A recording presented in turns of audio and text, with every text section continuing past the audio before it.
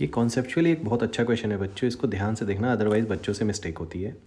ये energy levels है hydrogen के अंदर के 1 2 3। आपको पता है ऊपर जाते हो तो एनर्जी गैप कम होता जाता है, लाइकवाइज ऐसा। ठीक है, नाउ इसमें बोला गया मुझे बॉमर सीरीज़ चाहिए।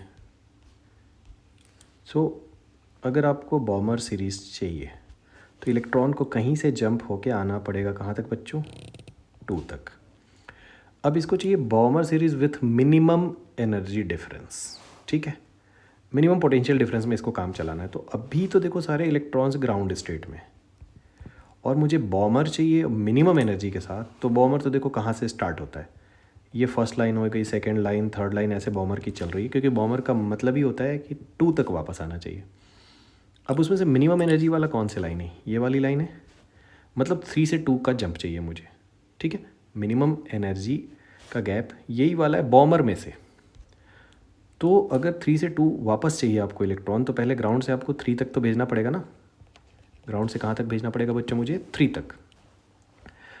तो क्या चाहिए, जो बाहर से इलेक्ट्रॉन आ रहा है ना, उसके पास एटलीस्ट इतनी एनर्जी होनी चाहिए कि वो 1 वाले इलेक्ट्रॉन को 3 तक पहुँचा दे, हाइड्रोजन के। ये हाइड्रोजन के इलेक्ट्रॉन्स हैं, और ये जो बम्बार्डिंग वाला है वो इलेक्ट्रॉन है। तो ये अपनी पूरी एनर्जी इसको ट्रांसफ़र कर सकता है, उससे ज़्यादा तो कर नहीं सकता, 100% एनर्जी से ज़्यादा। तो इसकी एनर्जी एटलीस्ट इतनी होनी चाहिए जो 1 वाले को 3 तक पहुँचा दे।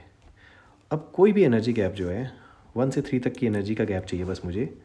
तो एनर्जी गैप जो होता है वो बेसिकली होता है 13.6 इलेक्ट्रॉन वोल्ट। अब इसके साथ ब्रैकेट में 1 अपॉन लोअर नंबर का square minus 1 upon higher number का स्क्वायर। सो 1 से 3 जाना है तो पहले आप 1 अपॉन 1 का स्क्वायर लिखोगे, फिर 1 अपॉन 3 का स्क्वायर लिखोगे। नाउ ये आता कहाँ से है? क्योंकि टोटल मैकेनिकल एनर्जी की जो बात करें तो वो होती है -13.6 अपॉन 1 का स्क्वायर, या n का स्क्वायर लिखते हो आप इसको।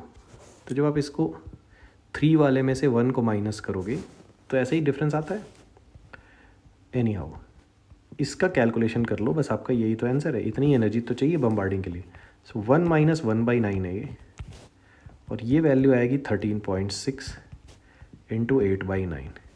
सो ये सिंपल से कैलकुलेशन आप करोगे तो ये आएगा 12.09 इलेक्ट्रॉन वोल्ट, जिसको अगर मैं अप्रॉक्सीमेट लिखूँ तो ये आएगा 121, मतलब 12.1 इलेक्ट्रॉन वोल्ट।